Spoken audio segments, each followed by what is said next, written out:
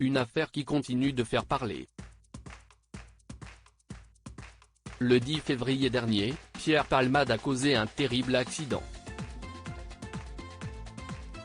Alors qu'il se trouvait au volant de sa voiture, en Seine-et-Marne, l'humoriste s'est déporté sur la voie de gauche, percutant de plein fouet un autre véhicule. Il a grièvement blessé une femme enceinte, qui a perdu son bébé par la suite, un homme ainsi que son fils, âgé de 6 ans. Des analyses toxicologiques ont rapidement déterminé que Pierre Palmade conduisait sous l'emprise de la cocaïne et de médicaments de substitution au moment où il a heurté l'autre véhicule. Et ce jeudi 16 février, Cyril Hanouna a une nouvelle fois évoqué ce drame dans Touche pas à mon poste sur C8. Au cours des débats, Jean-Michel Maire a souhaité parler de sa propre expérience sur les drogues. En effet, pendant de nombreuses années, le chroniqueur a consommé certaines substances, notamment de la cocaïne. Sur les 10 dernières années, je pense qu'il n'y a pas une fête où je suis allé où il n'y a pas des gens qui consommaient de la drogue. Il y en a absolument partout et dans tous les milieux. Surtout la cocaïne, pas tellement l'herbe, a-t-il relaté, avant d'ajouter, certaines personnes prennent du GHB, pas du tout pour abuser des gens mais uniquement pour avoir des effets hypnotiques.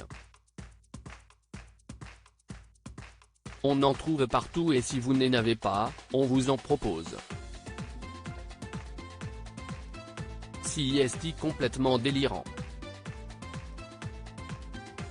J'ai arrêté pour ça, je n'aille pas de honte à en parler. Jean-Michel Maire, il faut une vraie force pour réussir à s'en sortir. Cyril Hanouna a alors souhaité savoir quel était l'événement qui l'avait conduit à arrêter. Les policiers, m'avaient arrêté chez moi, ils suivaient un dealer, je faisais une fête chez moi, le dealer sortait de chez moi, pas de bol, si est-il sur moi que si est-il tombé. A révélé Jean-Michel Maire. Et de poursuivre, le problème, si est que si on veut s'en sortir, on est obligé de changer son cercle d'amis parce qu'on s'entoure de gens qui en prennent et ils ne sont pas forcément dans la volonté de vouloir arrêter.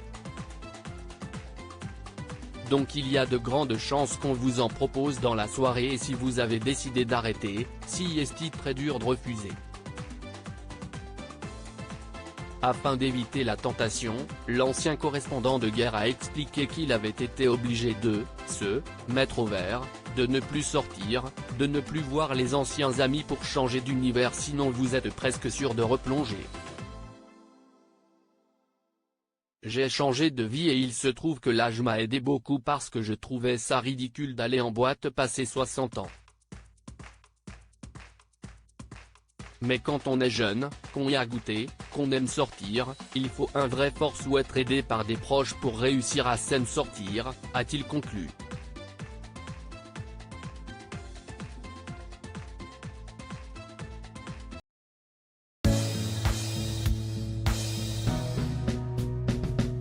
But there's all times through the rough times I think